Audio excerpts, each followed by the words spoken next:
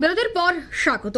ওয়াকফ আইন নিয়ে একদিকে যখন বিভিন্ন মুসলিম সংগঠনগুলি আন্দোলন করছে, অন্যদিকে কিন্তু রাজনৈতিক কাদা ছোড়াছুড়ি অব্যাহত। কখনো দেখা যাচ্ছে কংগ্রেসের পক্ষ থেকে বিক্ষোভ কর্মসূচি, কখনো দেখা যাচ্ছে যে সিপিএম এর পক্ষ থেকে বিক্ষোভ কর্মসূচি, অর্থাৎ বিরোধী সমস্ত রাজনৈতিক দল কিন্তু এই ওয়াকফ আইন নিয়ে রীতিমতো তারা আন্দোলনে নেমে পড়েছে। রাজনৈতিক ভাবে যে কাদা ছোড়াছুড়ি তা কিন্তু শুরু হয়ে গেছে এই ওয়াকফ আইন নিয়ে। আজ বিশালগড়েও দেখা গেল একই ছবি।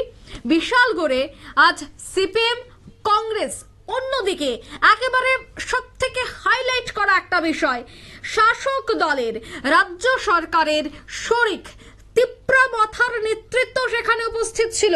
সেখানে তিপ্রামথার মাইনরিটি সেলের সদস্য শাহ আলম তিনি পর্যন্ত উপস্থিত ছিলেন এই বিরোধী এই বিক্ষোভ কর্মসূচিতে।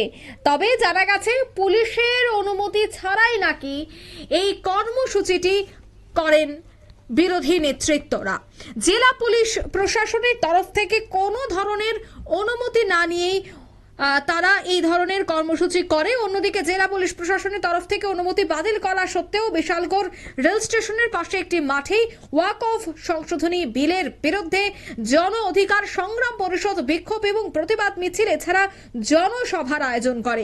বিশালগড় রেল স্টেশনে ওয়াকফ সংশোধিত বিলের বিরুদ্ধে জন অধিকার সংগ্রাম পরিষদের অর্গানাইজেশন জনসভাকে কেন্দ্র করে জেলা পুলিশ সুপার রণসাজে সেখানে তৈরি ছিল।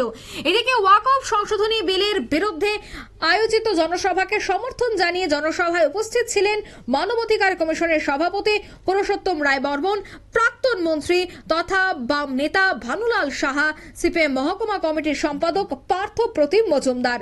এছাড়া যে কথাটা আমি প্রথমেই বলছিলাম, তিপ্রামথা মাইনরিটি সেলের চেয়ারম্যান শাহ আলম উপস্থিত ছিলেন।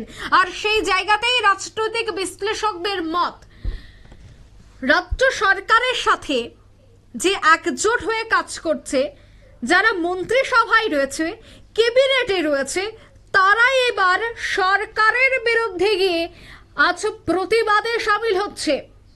আর তা নিয়েই রাজনৈতিক মহলে আবারও আলোচনা চর্চা শুরু হয়ে গেছে। এবং এই যে পুরো বিক্ষোভ মিছিল, সেই এই বিক্ষোভ মিছিলে তিপ্রামথার মাইনরিটি সেলের চেয়ারম্যান অর্থাৎ শাহ আলমের উপস্থিতি সম্পর্কে কি জানেন প্রদ্যোৎ কিশোর দেববর্মা? যদি তিনি জেনেও থাকেন তবে কি তারও এখানে সম্মতি ছিল? একাধিক প্রশ্ন থাকছে। যাই হোক, তবে এই পুরো আলোচনা এবং এই পুরো অনুষ্ঠানকে কেন্দ্র করে রাজ্যের আইনজীবী তথা মানবাধিকারের সভাপতি পুরুষোত্তম রায় বর্মন কি বলছেন শোনাচ্ছি। 140 কোটি জনসংখ্যার মধ্যে তাদের সংখ্যা কমপক্ষে 20-21 কোটি হবে। তারা এই দেশে অবিচ্ছেদ্য অংশ। তাদের একজনকে আপনারা গত লোকসভায় প্রার্থী করলেন না। জবাব দেবেন গিয়ে কখন আপনাদের মুসলিম দল কোথায় থাকে? আপনাকে প্রশ্ন করি, আপনার কেন্দ্রীয় মন্ত্রিসভায় এতজন মন্ত্রী আছে, এর মধ্যে একজন মুসলিম মন্ত্রী আছে কি? জবাব কি হবে আপনার? জবাব নেই। আপনার দল বিজেপি ভারতবর্ষের সমস্ত রাজ্যে বিধানসভায় আছে, অনেকগুলো রাজ্য পরিচালনা করছে। আপনি দেখান তো একজন মুসলিম এমএলএ আপনার আছে? আপনি দেখান তো কত লোকসভা বিধানসভা নির্বাচনগুলোতে মহারাষ্ট্রে, হরিয়ানায়, কর্ণাটকে, উত্তরপ্রদেশে, বিভিন্ন রাজ্যে আপনারা একজন মুসলিমকে প্রার্থী করেছেন? করেননি, করেননি। এই প্রথম ভারতবর্ষের কেন্দ্রীয় মন্ত্রিসভায় কোন মুসলিম নেই। এটা হতে পারে? ভাবা যায়? 140 কোটির দেশ, সেখানে মুসলিম রাজ্য জনসংখ্যার 18%, তাদের একজন প্রতিনিধি মন্ত্রিসভায় নেই। এটা ভারতবর্ষে কখনো হয়নি। পার্লামেন্টে একজন মুসলিম এমপি নেই। আপনারা দেখলেন এই আইন নিয়ে পার্লামেন্টে আলোচনা হলো।